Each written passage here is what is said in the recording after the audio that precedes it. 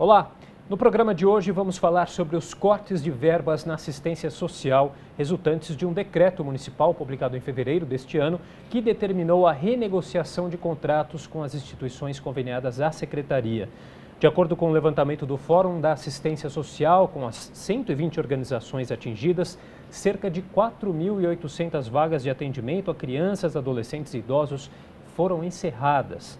Bom, e para discutir esse assunto, hoje eu recebo a vereadora Juliana Cardoso, do PT, o Eugídio Alves Carvalho, que é coordenador do Fórum de Defesa dos Direitos da Criança e do Adolescente de São Mateus, e a Darlene Terzi dos Anjos Afonso, que é presidente do COMAS, o Conselho Municipal de Assistência Social.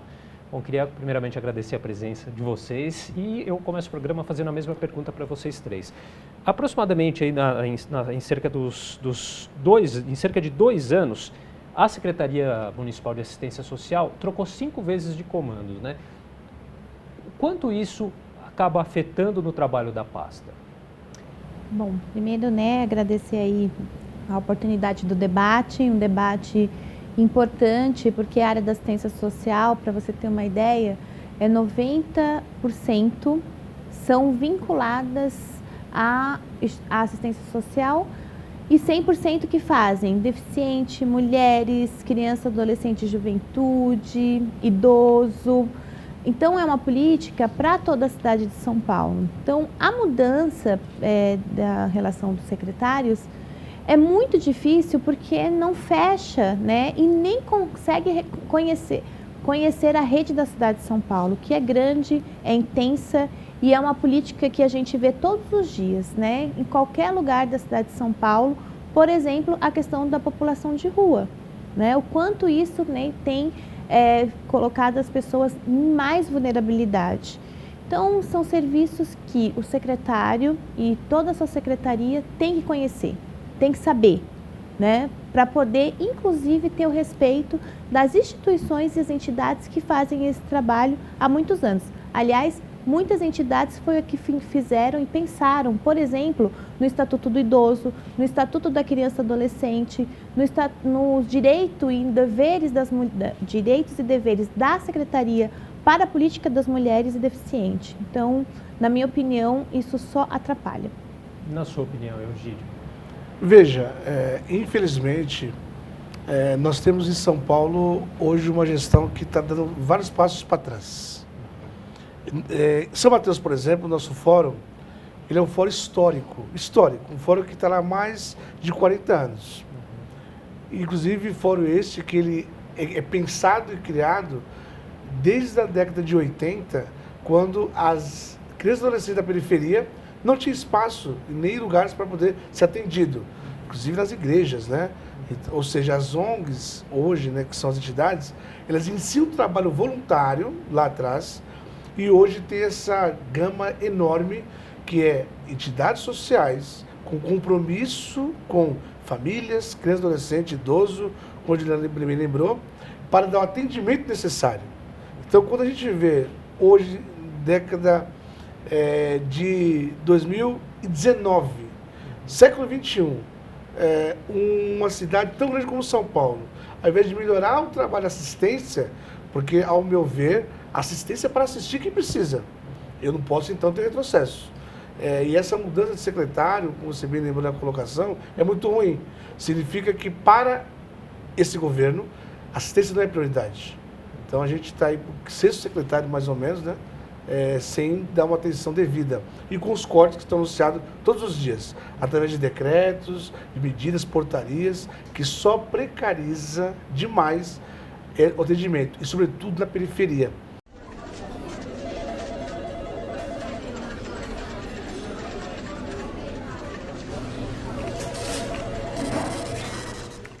Porque São Mateus, por exemplo, que é uma região enorme, uma região de 600 mil habitantes, nós temos mais de 15 entidades sociais que trabalham afinco o atendimento às crianças e adolescentes, juventude, sobretudo, e a gente vê que existe um medo, uma instabilidade na garantia desse direito no território. Então, muito preocupante essa situação.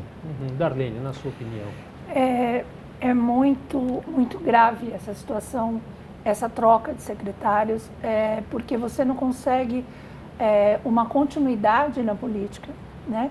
A gente, você vê, e um agravante, nenhum desses secretários tem conhecimento da assistência, vem do movimento de assistência ou tem algum tipo de formação na área de assistência social.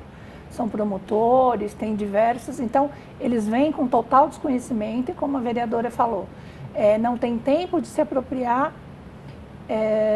não tem tempo de entender a política e vão sendo trocados. Para a gente, enquanto conselho, então, a situação é muito, muito, muito complicada, porque quando você começa a fazer algumas discussões em questões que são fundamentais e que estão precarizando sobremaneira, você interrompe e começa de novo. Em cima disso, a gente, enquanto conselho, está tentando já há algum tempo uma conversa direta com o prefeito, para que a gente possa fechar algumas questões com o prefeito diretamente, já que os secretários não param na pasta, e esse diálogo não é aberto, a prefeitura não demonstra de verdade que não é uma prioridade como eles diziam que seria a política de assistência, não é uma prioridade desse governo, de verdade. Acho que é importante enfatizar que, assim, também essa descontinuidade no serviço traz para a relação dos conselhos, por exemplo, para aquela relação do fundo, né, todo recurso que precisa ter uma continuidade e muitas vezes é pensado com o executivo, mas junto com os conselhos. O que tem acontecido é um atropelo, né, do governo para tomar decisões só de gabinete e situações ilegais, por exemplo, né? Então, por isso que muitas vezes, em determinadas atuações, os conselhos, junto com o mandato, acionam o Ministério Público para poder dizer que está ferindo uma regra da legislação. Então, a falta desse entendimento dos secretários e a falta da continuidade política, ela também passa pelo orçamento. No pano de fundo disso é o seguinte, que é o que a gente ouve pelos corredores. Retirar recurso da assistência social tem que ser feita agora, principalmente por conta do marco regulatório, porque é uma pasta que ela não tem muito, é uma pasta que ela não dialoga, né, com as políticas do restante da cidade. Então, essa fala, inclusive do gabinete, muitas vezes, de pessoas que são ligadas ao prefeito, fica insistentemente, né, retirando e cortando o orçamento da pasta. E são pessoas que têm um desconhecimento total, né, do que é a pasta da assistência, que não é só assistencialismo. Até as pessoas que são, né, que quando você fala de assistência social, na nossa cabeça já vem aquela coisa assim, não, é só uma cesta básica, é só um cobertor, não tem ideia do que a rede transforma, né? E do que a rede dá de oportunidade para as pessoas se reorganizarem melhor na vida e também na questão além do trabalho, que é um dos serviços do CEDESP que estava recentemente com um corte, né? Que era 11 mil atendidos e que com muita batalha teve uma reversão por enquanto, né? Mas a gente sabe que chumbo grosso vai vir. E ainda falando sobre essa questão que a Juliana lembrou bem, por exemplo, eu estou do fórum hoje nessa atividade, né, junto com as entidades, com os serviços, e eu sou fruto desse serviço. Eu fui ex-educando do hoje CCA, que na minha época era o OZEM, né, isso década de 80, né? Então, a política pública bem assistida para aqueles que precisam de oportunidade de estudo, de entretenimento, de cultura, de desenvolvimento da própria pessoa, você vê, o CCA tem de 6 a 15 anos. E é uma fase muito importante. Então, às vezes, os pais trabalham o tempo todo. Precisa de um espaço para essas crianças e adolescentes não ficar na rua. Outrora, nós sabemos qual vai ser a consequência. Então, muito bem lembrado pela Juliana, não é um assistencialismo, é uma política pública, sobretudo de direito. De direito. Agora a gente tem a informação, né, que entre todas as secretarias municipais, a de assistência social é a que sofreu mais cortes aí neste ano, né? Só nos meses de abril e maio foram congelados cerca de 350 milhões de reais. Eu queria entender um pouquinho, na prática, no trabalho realizado por vocês, tanto pelo Eugídio quanto pela Darlene, quais são já as consequências sentidas desses cortes? Eu acho que a gente precisa salientar que, na verdade, não foram só esses 300 milhões. Isso é o que está congelado, vamos dizer assim. A gente teve já por 2 anos seguidos o orçamento aprovado pelo Conselho não respeitado pela Secretaria nem pela Prefeitura. O que foi enviado para a Câmara não foi aprovado pelo Conselho. E aí, nesses 2 anos, desses 2 últimos orçamentos, a gente não tem ampliação de serviço. E aí, como você não tem ampliação de serviço, num momento onde a gente está passando por uma crise bastante séria, não só no Brasil, mas em particular aqui no Brasil, vamos dizer assim, a gente tem um aumento desta necessidade dessas populações. Hoje a gente tem um perfil diferente de pessoas que estão na rua, em situação de rua, por conta da situação econômica, famílias inteiras, né, que estão indo para a rua, crianças que estão tendo que ir para o trabalho e que a gente poderia estar auxiliando.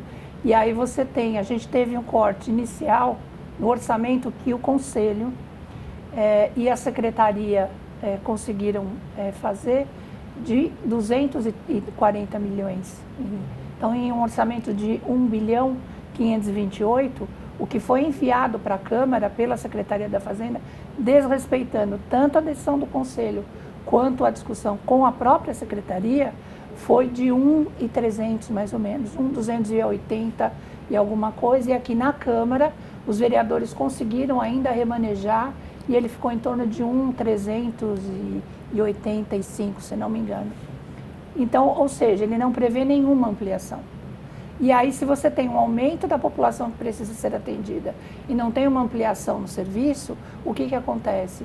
Começa a se cortar, que é isso, a Prefeitura chama de readequação, mas não é readequação, porque a gente, enquanto Conselho, tem insistentemente solicitado essa prestação de contas. Então, se eu estou readequando verba, isso pode acontecer, de repente, se eu fecho um serviço, até por questões, às vezes, de prestação de contas ou questões documentais, que a gente não vai entrar no mérito porque é uma questão do Executivo, você precisa remanejar essas vagas para algum lugar. Isso não acontece com essa progressão de se tira a vaga daqui por isso ou por aquilo, essa vaga não aparece, essa vaga vai para o limbo e esta vaga está no orçamento.